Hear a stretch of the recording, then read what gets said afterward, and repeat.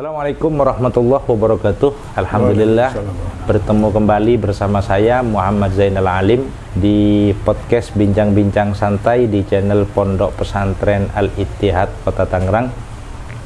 Alhamdulillah pada kesempatan kali ini saya kedatangan seorang tamu yang sudah banyak meluangkan waktu di berbagai dunia, baik di dunia pendidikan, di dunia bela diri, dan di dunia yang lain, bahkan di dunia gaib kali.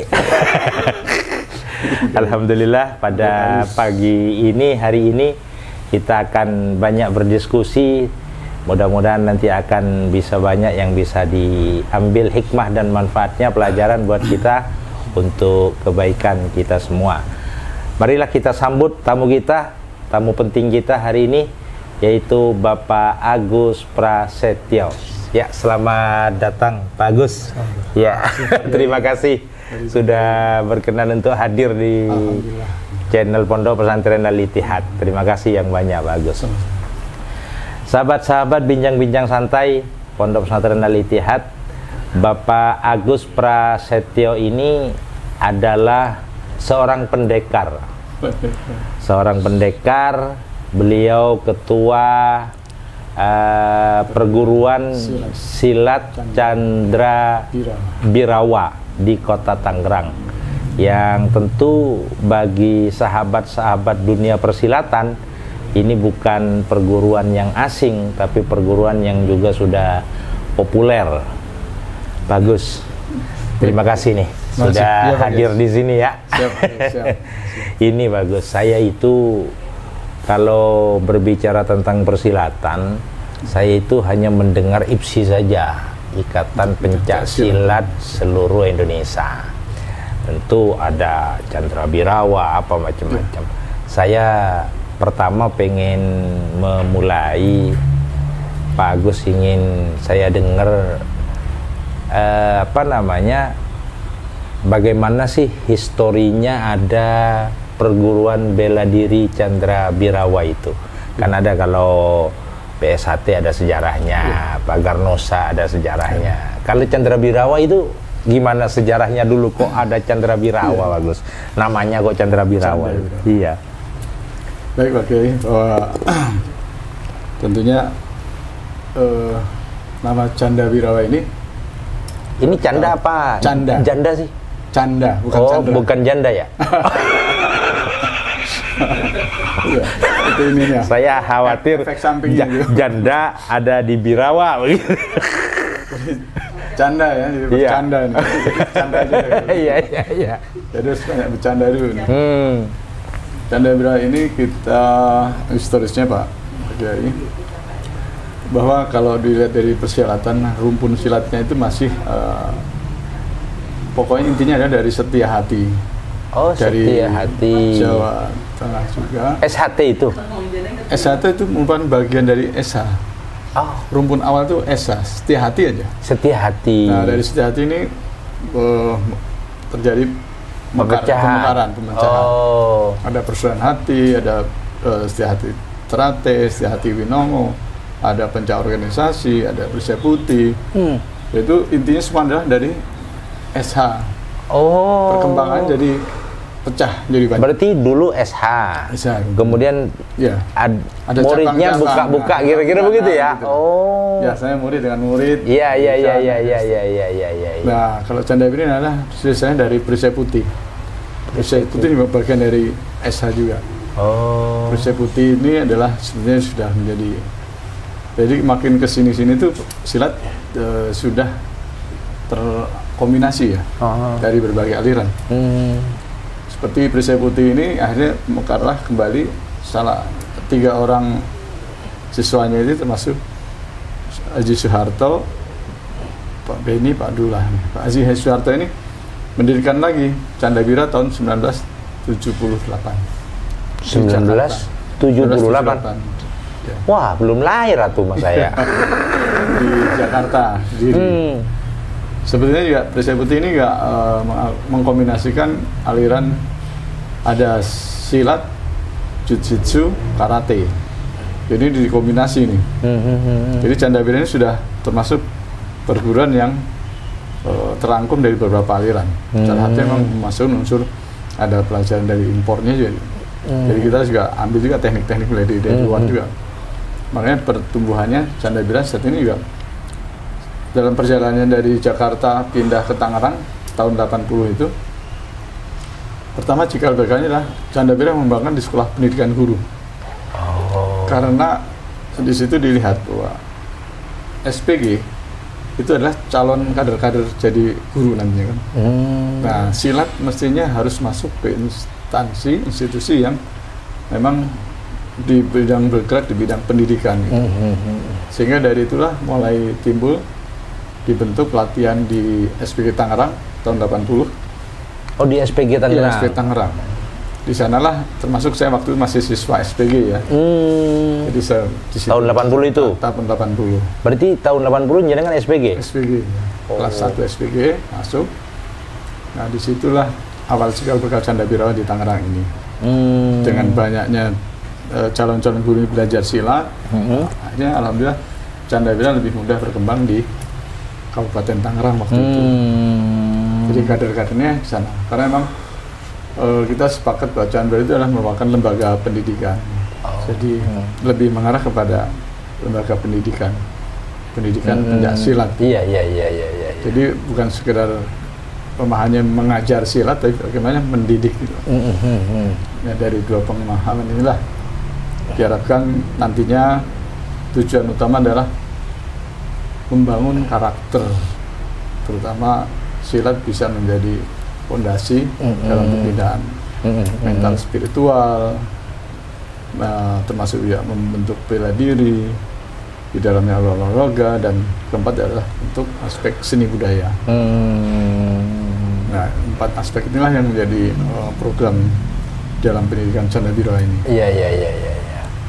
Oh, berarti Candabirawa itu memang dari awal sasarannya adalah anak-anak yang ada di di sekolah ya.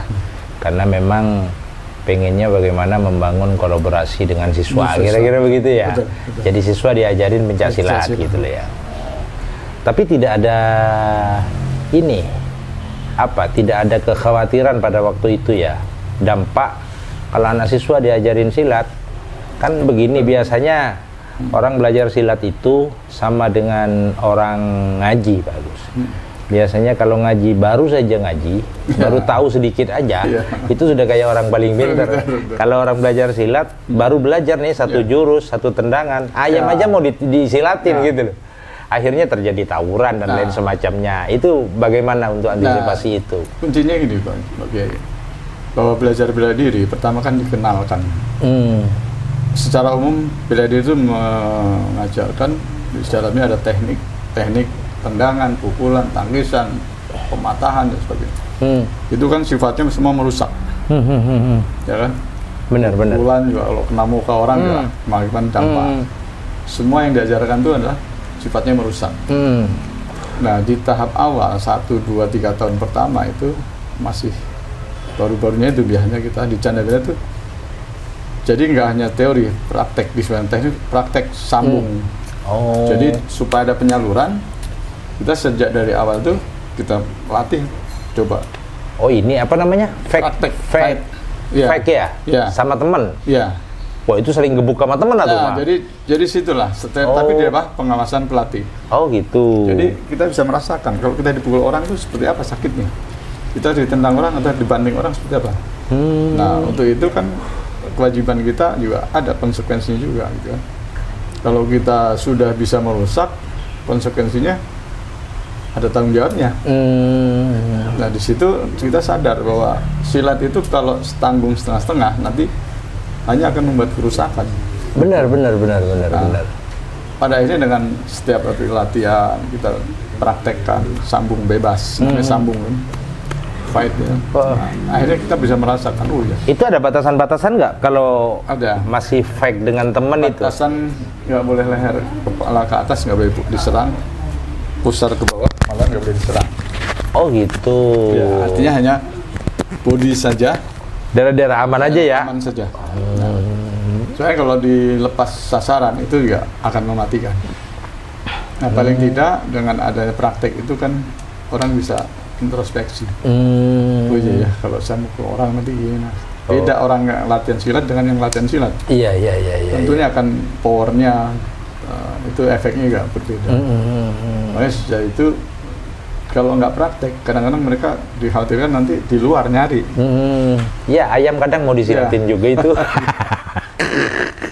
Terus gini bagus. Tadi saya ada 2 kalimat yang cukup menggelitik saya.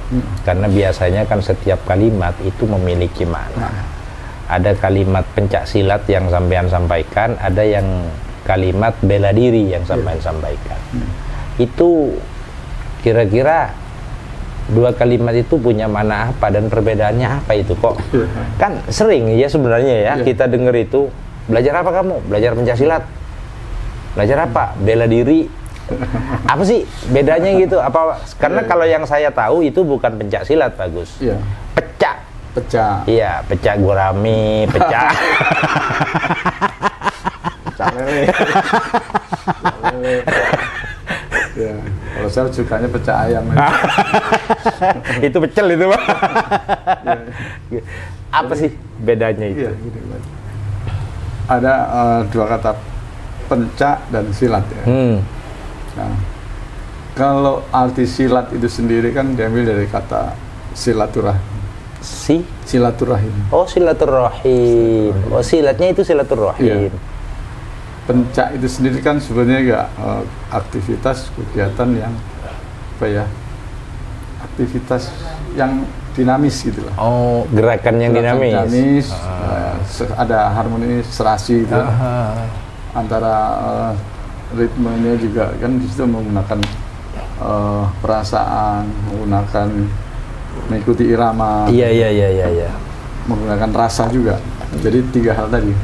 Di dalam gerakan pencak silat itu, di situ melibatkan unsur tadi. Ada unsur menggunakan perasaan, ada melibatkan unsur mengikuti irama yang ada. Kalau di dansel ada nayaga. Iya, ada gamelannya kadang kan ya. Iya. Wirasa, wiraga, wirama. Wirasa, wiraga, wirama. Jadi dalam rasa, gerak dan irama. Jadi ada keserasian geraknya, Pak. Berarti pencak ada 3 esensi itu ya? Iya. Oh, wiraga, wirasa, wirama. Tuh teman-teman tuh. Ya. Ini ilmu ini mah. Ya, kita diskusi ini ilmu ini.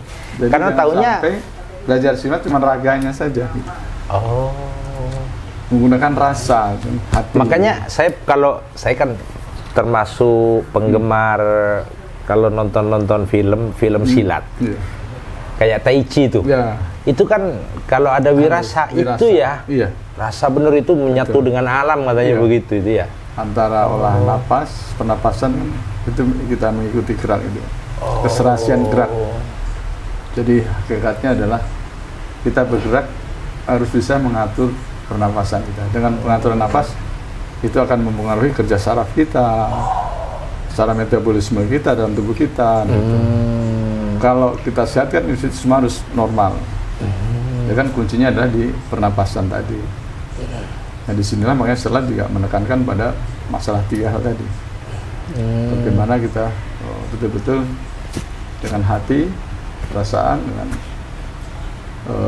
setiap gerak ini harus ada diikuti dengan. Iya. Kalau ada bina rasa, bina raga, bina irama. Berarti kalau irama ada itu dinamika cepat lambatnya, halus, keras, halus, sedang. Kalau silaturahimnya itu 3 itu betul-betul terbangun, keren banget itu ya. Nggak ada tawuran itu mah. Nggak ada, Pak. Nggak bakal ada tawuran kalau teman-teman pelajar silat nih. Pelajar silat betul-betul memahami 3 hal itu. Itu kayaknya nggak bakal ada tawuran. Tapi faktanya sering tawuran itu. Jadi gini, Pak. Di Jawa Timur sering itu. Ini yang doktrin ya, salah doktrin ini. Iya. Karena ego pelatih, ego fanatisme, perguruan, memandang perguruannya paling hebat, paling kuat itu. Nah itu warganya paling banyak. Warganya paling banyak. Nah itu sebenarnya ya timbul dari dogmatis saja. Sebenarnya dalam mendidik silat nggak harus seperti itu. Karena ada ya pembiasan lah ya. Betul. Terjadi bias. Karena memang kalau yang kita amatin ya sejarah kemerdekaan negara Indonesia aja juga itu kan salah satunya para pendekar dulu itu yang membela negara ini kan. Betul Pak. Jadi pendekar itu bukan untuk ngebukin warganya sendiri kan. Ya betul. Jadi emang hakikatnya bahwa dulu kan zaman Belanda itu kan dilarang berkumpul lebih dari 3 orang. Oh, zaman Belanda itu? Ada aturan seperti itu. Sehingga kenapa? Dan pendidikan waktu itu kan hanyalah di pondok-pondok pesantren. Yang notabene pesantren juga diawasi waktu itu. Tapi dengan latihan tengah malam, sampai menjelang pagi. Zaman Belanda itu ada pesantren menjadi pesantren Tanah Suci, bagus. Iya. Saya masih ingat ada sejarah begini. Ini cerita sedikit ya. Pondok pesantren Sukorejo itu yang diasuh oleh almarhum Ki As'ad Syamsul Arifin zaman itu menjadi pesantren yang dijadikan tanah suci sama Belanda, sehingga pesantren itu bakal aman dengan aktivitas apapun di dalamnya. Saya tidak tahu bagaimana sejarahnya itu ya. Sehingga almarhum guru saya, pendiri Pondok Pesantren Nurul Jadid, Ki Zaini Munim ini habis diserang penjajah di Madura, dia larinya ke Sukorejo. Karena kalau sudah masuk pesantren Sukorejo, aman. Jadi, ternyata memang Belanda saja pada saat itu, ke pesantren itu punya apresiasi yang cukup tinggi ya. Tapi hari ini kadang orang kita sendiri yang nggak apresiasi sama pesantren. Ini kayaknya lebih dari Belanda ini. Enggak, ini candaan saja, bagus. Loh, iya kan? Emang benar. Coba lihat sejarah itu. Belanda saja itu nggak mau ganggu pesantren loh. Iya, kayak tadi kata jenengan, pesantren itu boleh zaman Belanda berkumpul lebih dari 3 orang kan, tapi kalau di luar pesantren nggak boleh kan gitu kan. Artinya Belanda saja punya apresiasi terhadap lembaga pendidikan, khususnya kepada pesantren. Terus kalau seumpamanya kita melihat ada yang nggak apresiasi kepada pesantren, kayaknya ya mafhum mukhalafahnya lebih dari Belanda. Iya, harus dipertanyakan keindonesiaannya, kira-kira begitu ya. Betul. Oh, jadi itu bagus ya. Dulu waktu zaman Belanda nggak boleh ya kumpul lebih dari 3 orang itu. Iya, sehingga untuk belajar silat harus sembunyi-sembunyi. Kadang belajar di kebun hutan gitu kan, pokoknya tempat gelap. Artinya semua kondisi dalam belajar silat itu nggak ada masalah. Tempat gelap, karena di tempat gelap pun sebenarnya kalau itu semua terlatih, itu akan tetap terlihat objek itu Pak. Pada saat kita main silat, meskipun nggak ada lampu, itu sebenarnya karena tubuh kita kan adaptasi. Mata kita juga demikian juga kan. Gerak sekilas orang itu terlihat gitu. Mereka menyerang apa, kita bisa menghindar pada tempat gelap. Dan juga refleks gitu ya? Iya, refleks. Di samping itu kan kontrol ini. Kan ada main silat ditutup mata tapi iya benar. Saya pernah ngelihat itu film itu. Pak. Jadi semua itu ada diolah ya, olah rasa tadi. Sehingga dengan itu kayak di Merpati Putih itu kan dengan ditutup dia masih bisa. Ya, banyak hal yang dipelajari dalam silat itu sebetulnya untuk sesuatu yang punya nilai. Ini bisa ini bagus. Kalau silat saya ngelihat itu ditutup matanya, tapi dia masih bisa menangkis serangan dan lain sebagainya. Ini saya kalau dalam dunia tasawuf mukasafah. Itu karena olah rasanya sudah keren ya. Olah rasanya keren ya. Berarti silat kalau sudah nyampe pada tingkatan itu keren banget ya. Makanya tingkatan di silat ini Kiai, pertama tadi tahap pertama itu dasar itu hanya belajar merusak. Setelah belajar bisa merusak artinya bahkan efeknya dahsyat lah. Bongkar lah kira-kira. Bongkar ya kan. Tahap kedua adalah dia harus bisa, tanggung jawabnya adalah memulihkan, memperbaiki. Itu kayak Zainur anak saya. Anak saya itu Zainur tukang ngerusak komputer, bongkar-bongkarin sama dia gitu ya. Setelah ngebongkar harusnya mampu merakit lagi gitu ya. Nah, silat juga begitu. Makanya kalau di posisi tengah ini kan dia belajar terapi, penyembuhan, pengobatan. Nah, ini di level tengah ini bisa jadi dukun juga itu. Bisa. Makanya nggak salah ya. Kalau ada orang salah urat ke Cimande. Ya. Cimande itu kan silat kan ya? Iya, silat semua. Oh. Konsekuensinya gitu. Kita melatih anak didik kita, ada yang terkilir. Ya konsekuensinya pelatih harus bisa lah betulin. Minimal bisa ngurut, bisa apa. Dalam hal-hal terkait ada sesuatu cedera olahraga, cedera akibat benturan, paling tidak bisa melakukan terapi itu. Nah, tapi kenapa, Bagus, maaf nih saya potong, kenapa yang terkenal hari ini di kita, kalau ada orang terkilir, ada yang kesleo, kok yang terkenal Cimande? Itu bagaimana memframingnya begitu? Kan apa perguruan yang lain juga bisa pastinya dong? Iya, sebenarnya bisa, cuman di situ ada spesialisasi lah. Cimande itu ada spesialisasi, jadi memang diarahkan ke sana. Nanti ada yang spesialisasi ke khusus untuk patah tulang semuanya gitu. Nah. Jadi dia ambil itu spesialis itu. Kalau nanti di tingkat dasar merusak dia nggak bisa lanjut, ya bisa sih nanti dia jadi preman-preman itu. Iya di pasar tuh ya, malak-malak. Ayo, nggak mau gebukin. Nah, kayak gitu. Di film-film itu ya. Nah, makanya kalau udah di tingkat paling atas ya tadi, yaitu tingkat penyadaran. Oh, penyadaran. Jadi tingkatannya ada 3 tuh. Iya. 1 ngerusak, dan memperbaiki penyadaran. Nah, jadi itu esensi silat di sana. Karena pada akhirnya nanti kalau kita udah sampai pada hati itu ya kembali tadi minimal untuk diri sendiri, dan kalau itu bisa juga bermanfaat untuk orang lain. Wih, keren berarti ya. Karena kalau udah nyampe penyadaran ini, kita aja kadang kagak sadar kalau kita sholat, Bagus. Kita sholat tapi nggak sadar kalau kita sholat. Jadi kita kadang tidak sadar diri, ya kan? Ya, kayak orang mabuk kita gitu loh. Kayak begini deh, kita muslim tapi nggak sadar kita muslim. Buktinya masih korupsi. Iya kan? Untuk kadang kita bertanya apakah kita ini sudah sadar, apa saya sudah sadar gitu. Iya. Makanya tingkatannya berat itu ya. Kalau sudah sadar itu berarti dia akan mampu mengendalikan diri kan ya? Pasti itu kan ya? Iya, makanya kata Nabi itu yang paling hebat itu orang yang dana nafsahu, mampu mengendalikan dirinya. Hari ini susah cari orang yang mampu mengendalikan diri itu. Iya. Karena kata ada kalimat begini, iman saya kuat. Tapi di saat kita bertarung dengan nafsu, kita gak pernah kuat. Imannya aja yang kuat. Ya, iman naik turun. Oh gitu ya, jadi ada wiraga, wirasa, wirama ya. Oh gitu. Nah di dalamnya juga untuk sampai hal itu dasar utama adalah belajar itu harus jujur, Pak. Jadi, kalau nggak jujur, resikonya langsung. Iya, artinya gini, contoh pelatih. Kamu latihan pernapasan, kasih tugas tuh. Lakukan latihan pagi, sore. Dalam sekian kali latihan nanti dites. Nanti ditanya, kamu latihan nggak? Kemarin latihan saya. Begitu dites pernapasan, perutnya dipukul pakai batu bata, cepret, jatuh pingsan. Pukul batu bata? Iya, dites untuk penasaran perut kan. Sejauh mana kekuatan perutnya? Itu nggak dilaporin polisi? Cuma kan sudah mulai secara sistematis ya latihan itu. Tidak, makanya pelatih itu harus tahu ukurannya. Enggak, karena itu masuk kekerasan itu. Nah, bisa dilaporin polisi itu pakai bata.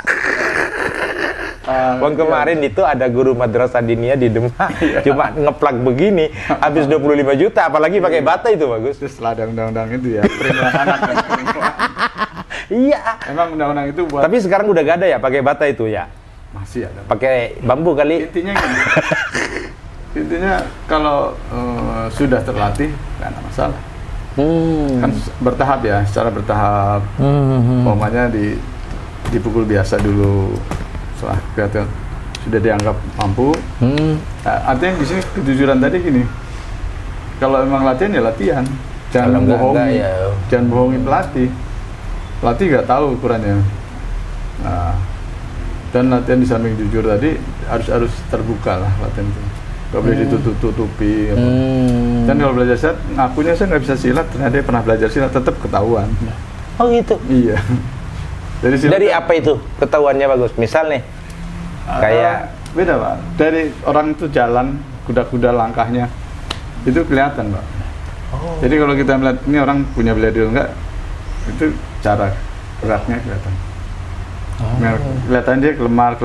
Tadi gitu. coba sekali dicek gitu kan, dikentak, pasti akan otomatis refleksnya timbul gitu. Gitu. Jadi nggak bisa bohong gitu. Nah, terus juga untuk ke jenjang sampai tahap tingkatan tertentu, kalau di Candabira kan ada putih, kuning, sabuk putih, kuning, hijau, biru, coklat, oranye, merah. Banyak amat. 7 tingkatan. Untuk sampai ke sabuk tertinggi itu perlu kesabaran. Jujur, sabar, gitu. Ya fondasinya itu sebenarnya. Sampai tahap tingginya dia belajar ikhlas itu yang susah. Susah ya. Yang ikhlas itu yang susah, yang kata Pak Kita juga.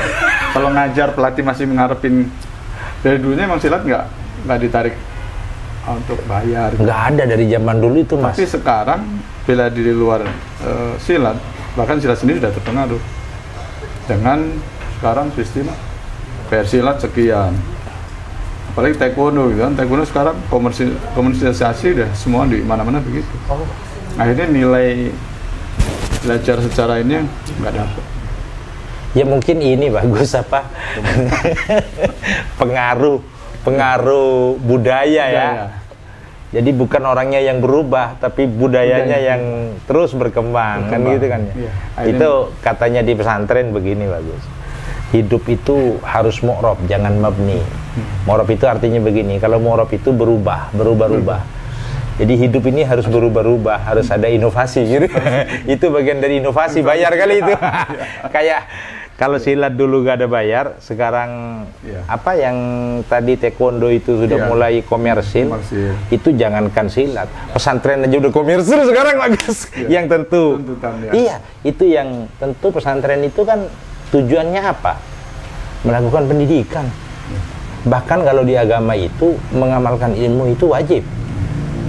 Kan mengamalkan ilmu itu wajib. Sama dengan di silat, sampean jadi guru silat, mengamalkan ilmu sampean kepada anak didik kan wajib itu hukumnya. Ya, orang sholat wajib itu gak dapat duit kok ini minta duit gitu. Sama ngerjakan kewajiban kan itu Pak. Gitu ya. Tapi kalau di Candabirawa gak ada ini ya, gak ada komersialisasi begitu juga Pak. Jadi gini, kita sebenarnya sampai saat ini organisasi kita ini masih dibilang modern ya, enggak juga gitu. Karena memang kondisi sekarang ini mereka anak itu ngelatih di sekolah, mereka sebatas hanya guru, sebagai guru ekskul lah, hanya dibayar honor gitu aja. Tapi untuk tarik ke anak-anak itu enggak komersil lah. Yang komersil itu yang saya maksud, ente mau masuk pesantren saya itu harus bayar 7 juta loh. Gitu loh. Ente mau masuk Candabirawa bayar dong 1 juta, semuanya begitu. Nggak ada yang begitu ya di Candabirawa itu ya. Ya kalau umpamanya dia harus mengada pakaian silatnya sendiri ya. Itu bukan komersil, itu pakaiannya sendiri. Masa pakaiannya suruh beliin sama gurunya? Iya. Ini bukan APBD. Dan dalam perjalanan waktu memang ya begitulah. Artinya memang konsistensi itulah yang pada akhirnya akan dipertanyakan. Berarti Pak Agus itu selain di Candabirawa, karena Pak Agus itu lulusannya SPG, berarti Pak Agus guru dong. Pernah ngajar di mana aja?